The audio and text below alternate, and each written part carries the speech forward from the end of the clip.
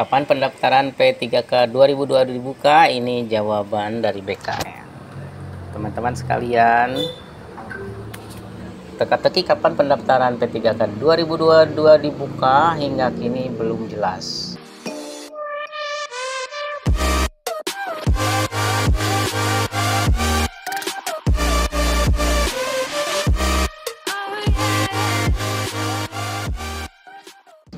Pemerintah disibukkan melakukan pendataan honorer. Sedianya pendaftaran P3K dibuka pada bulan September. Namun kemungkinan jadwal itu akan molor.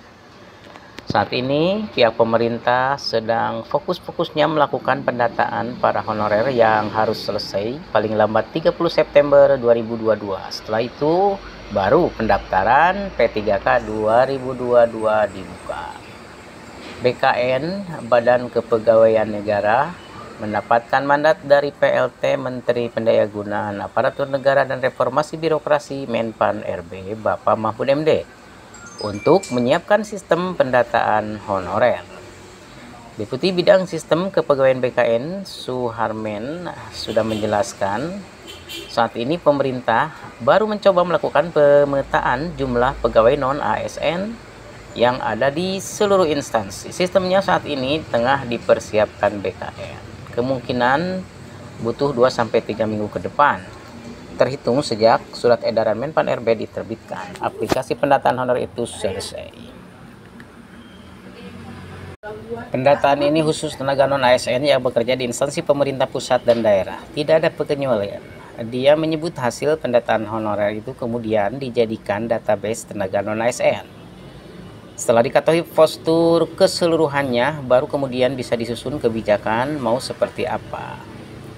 Ingat lagi amanat PP nomor 49 tahun 2018 tentang manajemen P3K, bahwa per 28 November 2023 status kepegawaian di Indonesia hanya ada PNS dan P3K.